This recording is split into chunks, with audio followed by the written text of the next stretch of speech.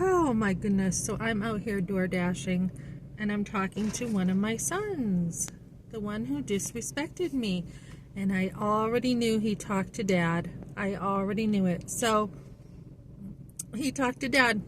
And that's why he was so, you're a gold digger, da da da da da. Yep.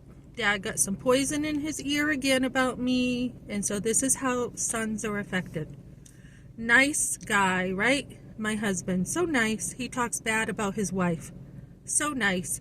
Not only did he mistreat me, but he thought it was okay to dishonor his wife in front of his sons. So my son told me that his dad was surprised that he was trans.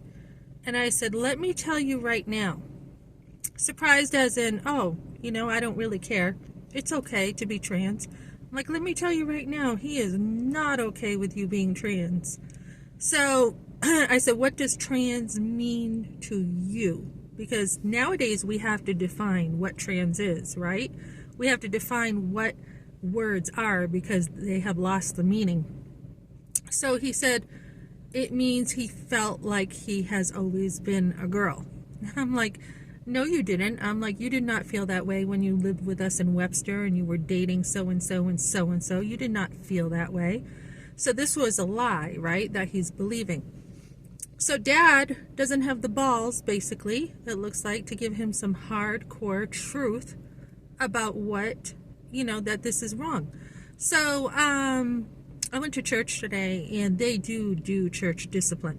They do. Some people will think that certain churches will not do church discipline. They will. And I'm like, what does that look like if you do church discipline? He goes, we try to talk to people. We try to be loving. But if in the end they choose to continue to live in sin, we ask them to leave. We ask them to go find another place. Because this is important, not to punish people who are not living in sinful ways, right? You do have to protect people. You have to protect your family, and you have to protect communities and churches. It's a fine line to walk because obviously when someone's living in sin, like they said, if two people were living together and they weren't married and they were committing fornication, they would talk to them. And it's not like you can say to people, hey, I think he said they would say, you can't really live together. It's not acceptable.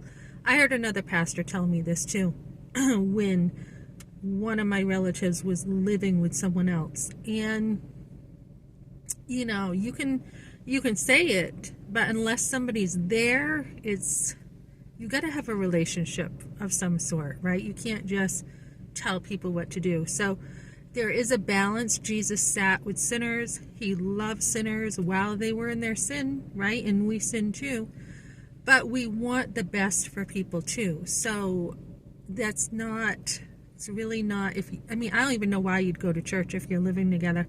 I don't know why you'd go to church if you're walking a certain way that some people don't know, some people do. So it's like there's two camps, those who are hurting and they don't know, and people who do know and they don't care. They're just being rebellious. So, unless you're going to follow Christ, what's the point of going to church? You're there to talk about God. You're there to hear the gospel. You're there to make changes in your life. So, so I guess Dad has compromised with the world even more than I thought. It was pretty bad when he divorced me, and now he doesn't want to correct his son. So his son is hearing, our son is hearing from me on a continual basis that this is not acceptable. I don't know. I think he's got trauma. He had gone down south when he was 19 to find work. That's it. Innocent guy, sweet as pie, and then he went to go find work, and he got taken advantage of quite a bit. He was camping down there because he had a home and someone used him, and he lost his home, and he got it pretty bad over there. So I think since that trauma, things have really been affecting him. But Dad's got no balls, it looks like. So that's what I got for now. And one more thing. When a father loves his son, he will correct him. When parents love their kids, they will correct them. That's loving your kids.